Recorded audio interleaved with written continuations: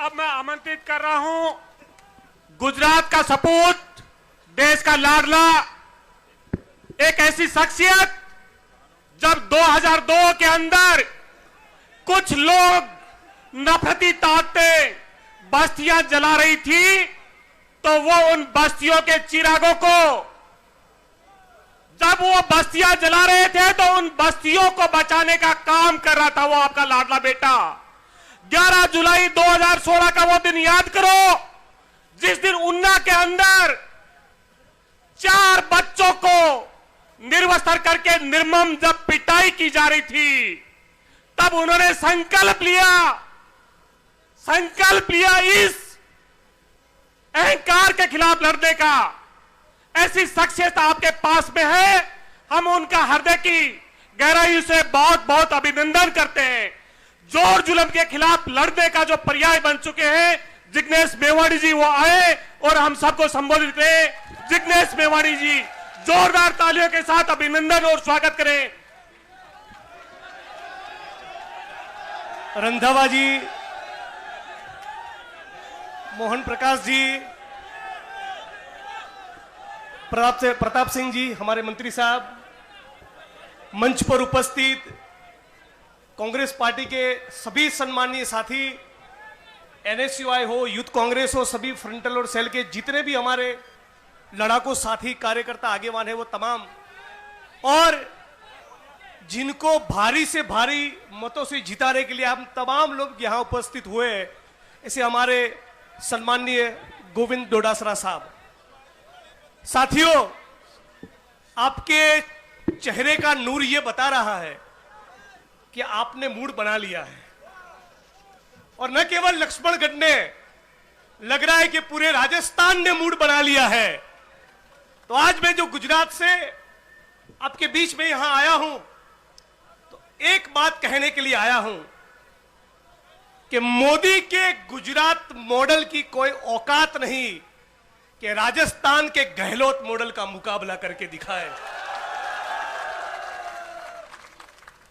साथियों, 23 साल की छोटी सी उम्र में भगत सिंह ने, सुखदेव ने, राजगुरु ने बलिदान दिए। चंद्रशेखर आजाद, राम प्रसाद बिस्मिल, अशफाकुल्ला खान, ऐसे अनगिनत लोगों ने तपस्या की और अपने बलिदान दिए, शहादत दी। डॉक्टर भीमराव बाबा साहब अंबेडकर, ज्योतिबा फुले, रामास्वामी पेरियार, सरदार वल्लभ भाई पटेल, पंडित जवाहरलाल नेहरू, गांधी जी, इन सबकी तपस्या और बलिदानों के चलते इस मुल्क को हम लोगों ने आजाद करवाया, और सभी जाति और धर्म के लोगों को साथ लेकर हिंदू, मुस्लिम, सिख, ईसाई, भारत मां के 4 सिपाही, इस भावना को डॉक्टर बाबा साहब अंबेडकर ने भारत के संविधान में पिरोया।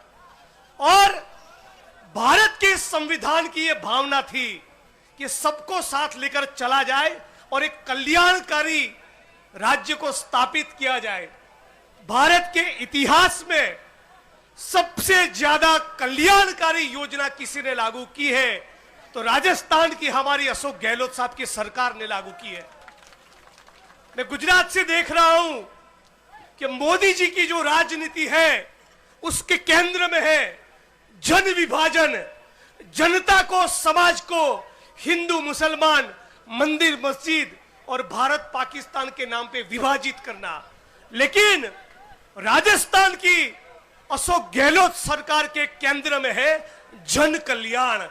जन कल्याण की योजनाओं के लिए मुझे लगता है कि पूरे भारत में भाजपा की सरकार को और मोदी को भी अशोक गहलोत सरकार से सीखना चाहिए। आज अब तमाम लोगों को 25 लाख तक की चिरंजीवी योजना का लाभ मिला। इस सरकार ने हजारों लाखों लोगों का इलाज किया। लेकिन हे लक्ष्मणगढ़ वासियों, हे राजस्थान वासियों, आप सभी का कर्तव्य बनता है कि अब की बार भाजपा और मोदी जी का पूरा इलाज करना है। इस बात का आपको संकल्प करना है। अब मोदी जी चुनाव में आएंगे, लिख के रखिए उनके पास मंदिर मस्जिद हिंदू मुस्लिम के अलावा कोई बात नहीं होगी। और इसीलिए हम सभी का कर्तव्य बनता है कि विकास के मुद्दे पर वोट हो। इस बात को याद रखा जाए कि 25 लाख की चिरंजीवी योजना भारत में कोई सरकार लेकर नहीं आई। भारत के सभी लोग राजस्थान से आस लगाकर बैठे हैं। राजस्थान से इसलिए आस लगाकर बैठे हैं कि भारत के तमाम लोग ये देखना चाहते हैं कि इतनी योजनाएं लागू करने के बाद यदि राजस्थान में से कोई गड़बड़ी हुई तो बाकी के तमाम लोग भी जाति और धर्म के नाम पे राजनीति करेंगे। शिक्षा, चिकित्सा और रोजगार की बात नहीं होगी। और इसीलिए आप तमाम लोगों का कर्तव्य है कि हर कीमत पर कांग्रेस सरकार यहां पर रिपीट होनी चाहिए। वो आने वाले दिनों की इस मुल्क की राजनीति को तय करेंगे। ये लोग हमारी बहनों के आत्मसम्मान की बात करते हैं। मैं कहना चाहूंगा, गुजरात के अंदर आरएसएस और भाजपा की मोदी सरकार ने, सुनिएगा, बलात्कार करने वाले लोगों को जेल से निकालकर उनका स्वागत किया है, उनका सम्मान किया है, उनको लड्डू खिलाए हैं। क्या ये हमारे गुजरात के, राजस्थान के मुल्क की परंपरा हो सकती है? यही आरएसएस और भाजपा के लोग यदि सत्ता में यहां पर आएंगे तो लिख के रखिए, बलात्कार करने वाले लोगों को जेल से रिहा करेंगे और उनका स्वागत और सम्मान करेंगे। इस बात को हमें याद रखना होगा। ये लोग, आरएसएस की किताब है गृहस्थ जीवन में कैसे जिए, और इस किताब में ये आरएसएस के लेखक ऐसा लिखते हैं कि किसी विवाहित महिला पर बलात्कार हो तो जहां तक संभव हो उस विवाहित महिला और उसके पति दोनों को चुप रहना चाहिए। ये आरएसएस के संस्कार है। आपको समझना होगा क्यों ये लोग मणिपुर के मुद्दे पर खामोश रहे, क्यों बिल्किस बानो के बलात्कारियों को जेल से छोड़कर उनको लड्डू खिलाए, क्यों दिल्ली की सड़कों पर हमारी वो एथलीट बहनें बलात्कार की शिकायत लेकर बैठी थी तो दिनों तक, महीनों तक मोदी जी ने सुनवाई नहीं की। मणिपुर में जिन बहनों को नग्न करके परेड करवाया तब भी मोदी जी खामोश रहे। क्यों? क्योंकि यही आरएसएस की सोच है, यही उनके मनुवादी संस्कार है। और इसीलिए राजस्थान की तमाम बहनों को, माताओं को मैं अपील करता हूं कि कांग्रेस की सरकार 1 करोड़ महिलाओं को 500 रुपये में गैस का सिलेंडर भी देगी। हर साल 10,000 रुपये आर्थिक सहयोग भी करेंगी और साथ साथ आपके आत्मसम्मान की भी चिंता करेगी। इस बात को कहना चाहता हूं। साथियों, यहां ईडी के छापे पड़ रहे हैं। मैं आपको कहना चाहूंगा, मोदी जी के शासनकाल के दौरान 350 चिट फंड की कंपनियों ने राजस्थान के, गुजरात के, पूरे भारत के कितने 150 लाख करोड़ का चूना लगा दिया। उनके वहां ईडी कभी नहीं जाती। पीएससीएल नाम की कंपनी ने कम से कम 50,000 करोड़ का चूना लगाया, लाखों करोड़ों निवेशकों का। उनके वहां ईडी कभी नहीं जाती। सीबीआई, इनकम टैक्स और ईडी इस बात की कभी जांच नहीं करते कि कोविड के दौरान पीएम केयर में जो फंड मोदी जी को दिया था, मोदी जी इसका हिसाब क्यों नहीं दे रहे, कभी उसकी जांच नहीं हो रही। तो आप तमाम साथियों का ये रिस्पॉन्सिबिलिटी है। आप तमाम साथियों को, लक्ष्मणगढ़ वादियों को अपने ईगो पर लेना पड़ेगा। आपके आत्मसम्मान के साथ खिलवाड़ हुआ है। ये ईडी का नोटिस गोविंद जी के बेटे को नहीं मिला है, पूरे लक्ष्मणगढ़ को मिला है। तो पूरा लक्ष्मणगढ़ खड़ा हो। आज साथियों, बेरोजगारी उसके चरम पर है, महंगाई उसके चरम पर है, और अग्निवीर योजना के नाम पे हमारे वो लोग जो मातृभूमि के लिए सीने पर गोली खाने की तैयारी के साथ सरहद पर जाते हैं, और वहां से जब वो शहादत होकर आते हैं तो उनके शव को हमारी मिलिट्री की जो परंपरा है उसके मुताबिक सम्मान भी नहीं मिलता। और फिर भी ये लोग राष्ट्रवाद की बात करते हैं।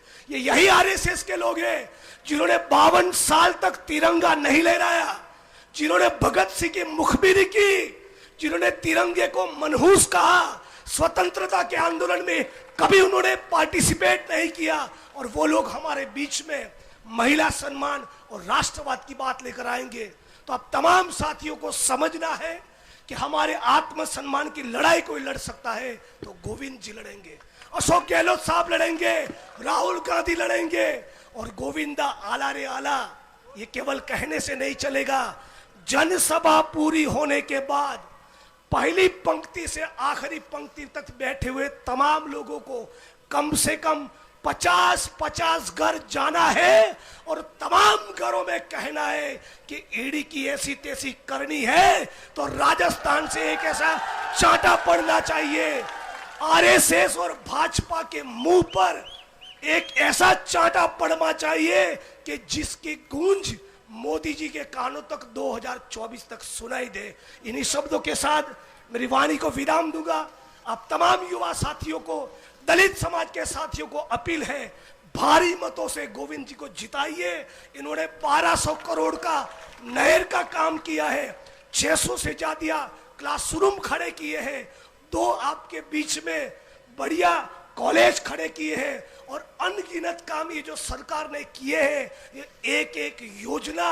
और मोदी जी जो कहते हैं कि जो हिंदू हित की बात करेगा वही देश पे राज करेगा, ये सारी गहलोत साहब की इस सरकार की योजना को जो लाभ मिला है वो 90% हिंदू जनता को मिला है। तो आप किस हिंदू की बात करते हो? ये हिंदू के नहीं, ये मुसलमान के नहीं, ये अपने बाप के भी नहीं। इस बात को समझ लो। गुजरात को पूरा लूटने के बाद, गुजरात को हिंदू मुसलमान में विभाजित करने के बाद यही राजनीति पूरे देश में लेकर गए।